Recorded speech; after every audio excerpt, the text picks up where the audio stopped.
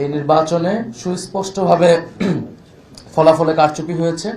11 দলের পক্ষ থেকে আমরা এই নির্বাচন নিয়ে আমাদের অবস্থান অলরেডি ব্যক্ত করেছেন 11 দলের অন্যতম দল, প্রধান দল জামাত ইসলামী সংগ্রামী আমির ডক্টর শফিকুর রহমান। আমাদের অবস্থান খুবই সুস্পষ্ট।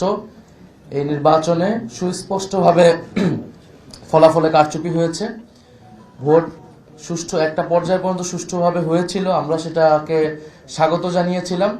কিন্তু ফলাফল যখন ঘোষণা করার সময় হয়েছে, ওই সময়টাতে স্পেসিফিক অনেকগুলো আসনকে টার্গেট করে আপনারা দেখেছেন বাংলাদেশ খেলাফত মজলিসের আমির আল্লামা মামুনুল হক ঢাকা 13, সেই আসন, ঢাকা 8 আসন, বাংলাদেশ জামাত ইসলামের সেক্রেটারি জেনারেল আসন, এরকম স্পেসিফিক কয়েকটা আসনকে টার্গেট করে সেটার ফলাফল পরিবর্তন করে দেওয়া হয়েছে। কেন্দ্রগুলোকে দখল করে সেই কেন্দ্রে জোর করে প্রশাসনকে ব্যবহার করে সেই ফলাফল পরিবর্তন করা হয়েছে।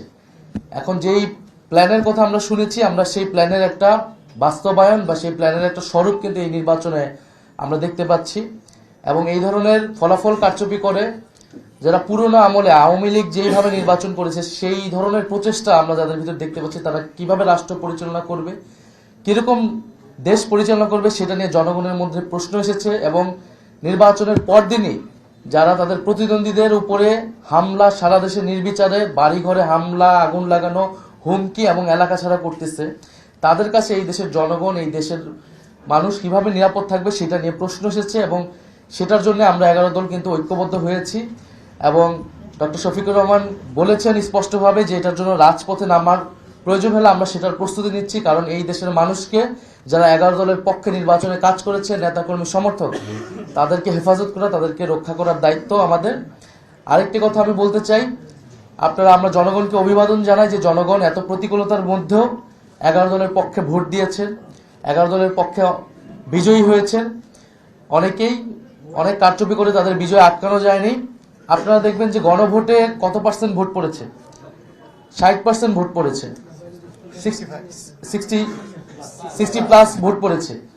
এই নির্বাচনে কিন্তু সুস্পষ্ট দুইটা পক্ষ ছিল, একটা সংস্কারের পক্ষ, পরিবর্তনের পক্ষ, যারা সংস্কার চায়, গণতন্ত্র চায়, চাঁদাবাজি বন্ধ করতে চায়, দুর্নীতি লুটপাটের বন্ধ করতে চায়, বিচার এবং সংস্কার চায়, আধিপত্য তো বিরোধিতা চায়। আরেকটি পক্ষ যারা পুরনো বন্দোবস্ত, পুরনো রাজনীতিকে প্রতিনিধিত্ব করেছে, যারা 72-এর সংবিধানকে চেয়েছে, যারা পুরনো যত ধরনের রাজনীতি আছে, যারা ঋণ খেলাপিদেরকে প্রশ্রয় দিয়েছে, যারা লুটপাট দুর্নীতি, সেই একই রাজনীতি করতে চায়। ফলে জনগণ ব্যাপকভাবে যেই 60%-এর বেশি, 60+ সংস্কারের পক্ষে তারা ভোট দিয়েছে, সেই একই জনগণ কিন্তু 11 দলের পক্ষেও ভোট দিয়েছে। কিন্তু শেষ মুহূর্তে এই 10%-এর মতো ভোট কিন্তু কারচুপি করা হয়েছে, ফলাফলে কারচুপি করা হয়েছে।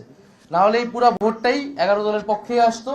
শেষ মুহূর্তে 11 দলের অনেক গুরুত্বপূর্ণ নেতাকে এবং প্রার্থীকে হারিয়ে দিয়ে ক্ষমতা নিয়ে নেওয়ার চেষ্টা করেছে।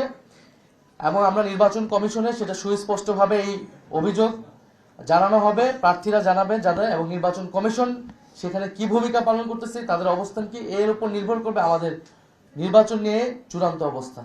ধন্যবাদ সবাইকে।